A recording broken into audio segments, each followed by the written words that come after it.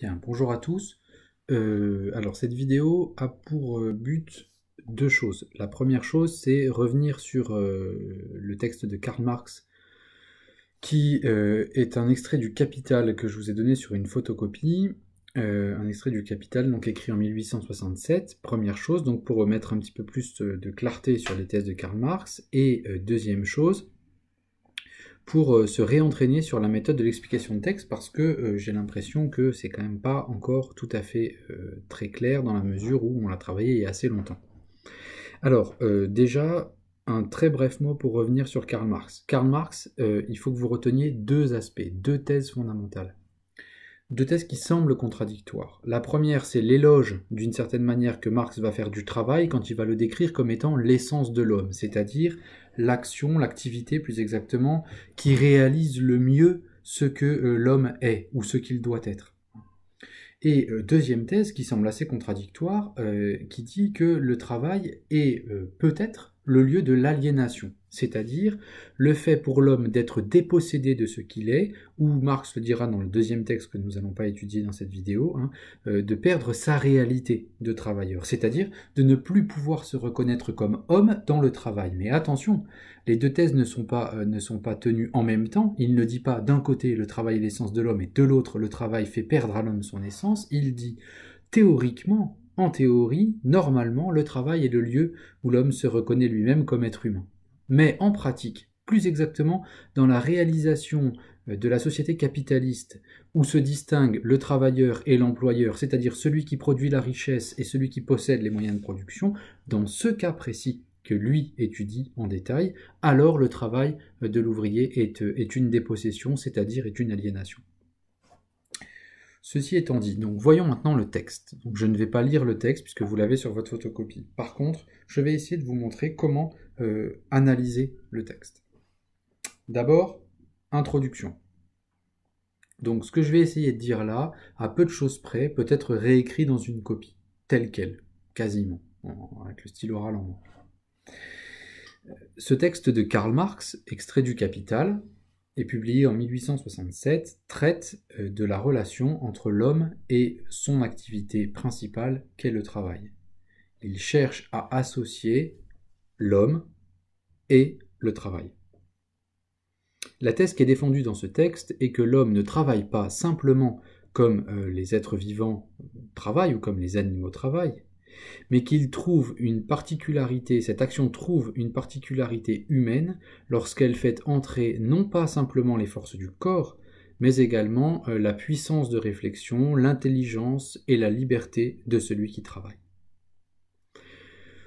Le problème, on le voit assez vite, c'est que une telle conception du travail risque de tout à fait d'être présentée comme une conception idéaliste. Après tout, il existe un nombre assez important de métiers, de professions dans lesquelles l'intelligence humaine n'est absolument pas sollicitée. On peut tout à fait penser à des professions pour lesquelles l'essentiel de l'activité est une tâche répétitive, ou bien une tâche qui consiste à obéir, à suivre les directives soit d'un supérieur, soit pire encore, d'une machine ou d'un ordinateur qui dicte ce que l'homme doit faire. Mais ce que Karl Marx veut développer dans ce texte, c'est que précisément il ne s'agit pas ici d'étudier les modes de réalisation du travail, mais ce que le travail est en lui-même, en soi, dans sa définition pour lui. C'est-à-dire indépendamment de son mode de réalisation, indépendamment des techniques utilisées ou bien des conditions de travail qu'il observe ici. Ce texte a donc une portée théorique et non pas une portée polémique ou pratique comme le texte qui figure juste en dessous dans votre photo. Ce texte peut se diviser en deux parties assez simplement. Une première partie qui va de la ligne 1 à la ligne je sais pas combien, qui était à peu près au milieu du texte, dans laquelle Karl Marx va essayer de définir le travail dans tout ce qu'il a de plus général, c'est-à-dire correspondant à la fois à une activité humaine, mais également à une activité animale. La deuxième partie du texte, qui commence à notre point de départ, c'est le travail sous une forme qui appartient exclusivement à l'homme, c'est-à-dire qui va de la ligne, ça vous citez à l'écrit les lignes, moi je les compte pas mais vous devez le faire, qui va de la ligne donc N à la ligne N, c'est-à-dire la fin du texte, porte cette fois-ci sur la particularité du travail humain, c'est-à-dire ce qui distingue cette fois-ci le travail humain du travail animal. On a donc un texte en deux parties qui peut s'articuler autour d'une simple définition. Qu'est-ce qui est spécifique? Une simple question, pardon. Qu'est-ce qui est spécifiquement humain dans l'activité qu'est le travail?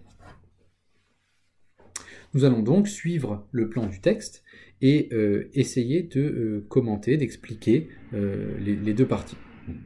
Vu que la vidéo doit être assez courte, ok, ça dure déjà 5 minutes, je vais peut-être juste me concentrer sur la première partie pour vous montrer, donc ça c'était l'introduction, pour vous montrer comment vous pouvez expliciter un texte qui, bon, il y a 5 lignes et il faut en faire 2 pages, donc comment on fait? C'est quoi le miracle? Le Botox, qu'est-ce que c'est que en l'occurrence? Alors, on y va phrase par phrase. Donc dans la première partie, on reprend ce qu'on disait, dans la première partie, Karl Marx s'attache à définir en général, de manière assez générale, ce qu'est l'activité du travail. Il dit « Le travail est de prime abord un acte qui se passe entre l'homme et la nature. Théoriquement, nous devrions donc être dans une partie qui traite bien de l'activité humaine du travail. Et on place directement les choses dans une définition, le travail, comme d'ailleurs la technique, comme d'ailleurs tout ce que l'on a appelé la culture, et ce qui se distingue de la nature, c'est-à-dire de ce qui est déjà donné.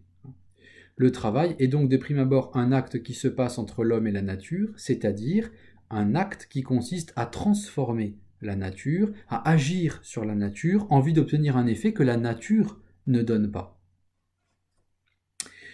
Le texte se poursuit en disant que l'homme y joue vis-à-vis de la nature le rôle d'une puissance naturelle. On peut s'intéresser ici au terme de puissance. Le terme de puissance est un terme particulièrement éloquent, qui fait référence ici, probablement, en tout cas on peut légitimement l'interpréter en ce sens, à la grande thèse qui fait débuter la modernité occidentale en philosophie, qui est la grande thèse de Descartes, précédée de Bacon, pour qui la science et la technique sont en réalité des armes, des moyens pour l'homme d'exercer une forme de maîtrise ou de domination, pour reprendre les termes même de Descartes dans le discours de la méthode, et vous soulignez discours de la méthode à l'écrit, qui disait donc que l'objectif de la science était de rendre l'homme comme maître et possesseur de la nature. Pour ce faire, on l'a vu aussi dans le cours sur la technique, pour ce faire, l'homme exerce une force. Et c'est d'ailleurs cette force que l'on retrouve à la phrase suivante. Les forces, citation du texte, les forces dont son corps est doué, bras et jambes, tête et mains, il les met en mouvement afin de s'assimiler des matières en leur donnant une forme utile à sa vie. 2 éléments dans cette phrase. Premier élément. Marx revient sur l'idée maintenant acquise que l'homme possède une force, peut se définir comme une force ayant pour but de s'exercer sur quelque chose. Ce sur quelque chose étant nécessairement sur la nature, dans le cadre du travail. Mais il précise que l'objectif, la finalité du travail est de donner et de viser une utilité. Autrement dit, le travail est toujours un travail utile. Qu'est-ce que ça veut dire? Ça veut dire que la transformation de la nature faite par la force ou par la puissance musculaire de l'homme, en un premier temps, on pourrait ajouter ce que le texte ne mentionne pas, et ce qu'on peut tout à fait ajouter dans une explication. Il ne fait ici pas référence à la technique, mais bien évidemment, la technique est une forme de puissance accrue, exercée davantage encore. L'homme peut, par l'outil, plus précisément, agir davantage sur la nature. Autrement dit, cette action et cette intervention de l'homme sur la nature a un objectif, l'utilité. Tout travail a pour objectif l'utilité. Autrement dit, l'objectif du travail est donc de modifier la nature, c'est ce qu'il dit juste après, mais pas simplement. Et voilà la deuxième idée du premier paragraphe. Nous sommes toujours dans le premier paragraphe. Mais Marx ne se contente pas de dire que le travail est une puissance physique qui s'exerce sur la nature, il dit également que cette puissance qui s'exerce transforme l'homme lui-même, et non plus simplement la nature. C'est le sens de cette phrase. En même temps qu'il agit par ce mouvement sur la nature extérieure et la modifie, il modifie sa propre nature et développe les facultés qui y sommeillent. Voilà donc une phrase qui est importante puisqu'elle annonce la distinction entre le travail humain et le travail animal. Ce qui est assez curieux, c'est que dans ce premier paragraphe, Marx considère qu'il ne fait que parler du travail humain. En réalité, on peut tout à fait comprendre ce qui se passe, ce qui est en jeu dans ce premier paragraphe comme étant, au fond, l'essence du travail, y compris du travail animal. L'exemple de l'araignée qu'il citera plus tard et qu'il ne cite pas dans cette première partie pourrait tout à fait être mobilisé. L'araignée utilise, elle se sert en vue d'une certaine utilité, donc, des éléments de la nature et de ses propres forces physiques, musculaires. Je ne suis pas sûr qu'on puisse dire que l'araignée a des muscles, mais en tout cas, elle se sert de sa propre force. Autrement dit, ici, Marx va ajouter quelque chose qui semble distinguer, en tout cas, le travail humain du travail animal et qui sera développé dans le paragraphe suivant. Qu'est-ce que c'est, cette chose qui le distingue? Et bien, pour l'instant, tout ce qu'on en sait dans cette première partie, c'est que l'homme exerce sur la nature un pouvoir, mais que ce pouvoir le transforme comme être également, c'est-à-dire que l'homme possède en lui-même non pas simplement des muscles, mais une capacité de donner un sens à son activité, à cette action qu'est le travail, à cet acte qu'est le travail, et par là même de développer ce qui relève de facultés qui sommeillent en lui. Ces facultés, rien nous est indiqué en cette ligne, on ne sait pas exactement de quoi il s'agit. Il est donc important d'étudier la deuxième partie du texte pour pouvoir réaliser, décrire un petit peu plus, expliciter un petit peu plus quelles sont ces facultés. Il semble, on pourrait en faire l'hypothèse, je rentre déjà dans une transition vers ma deuxième partie, on pourrait en faire l'hypothèse que ces facultés sont des facultés intellectuelles, puisque l'homme n'est pas simplement un corps, au sens un être fait de chair et d'os et donc de muscles, mais il est également une capacité de se projeter, une conscience, et que cette conscience suppose également que dans le travail soit mobilisé tout ce qui relève de son intériorité, à savoir sa volonté et son intelligence. Or, ce qui semble intéressant, c'est que le deuxième paragraphe s'attache exclusivement sur ces deux aspects. Bien, je vais arrêter parce que la vidéo va être trop longue si on commente la deuxième partie. Vous voyez que phrase après phrase, j'essaye de relever et le terme important et la notion qui va me permettre de montrer que l'argumentation va se continuer. J'ai distingué une première partie, dans cette première partie j'ai distingué deux sous-parties. Une première où on parle de la force physique et une deuxième où on parle d'autre chose, même si ce n'est pas encore tout à fait développé.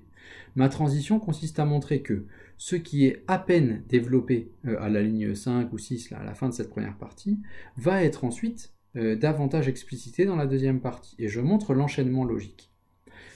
J'ai fait une référence à Descartes, extérieure au texte. J'ai fait une référence à la technique, extérieure au texte. C'est ça qui distingue la paraphrase de ce qui est véritablement un travail d'explication, d'explicitation du texte. Voilà.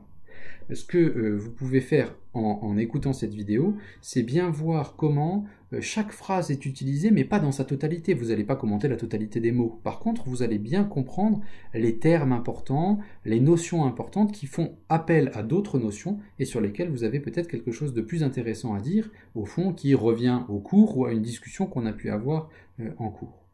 Voilà. Je m'arrête là pour le texte et puis on fera une vidéo un peu plus tard sur une dissertation, la dissertation sur le travail, ou on en fera peut-être une autre un peu plus tard.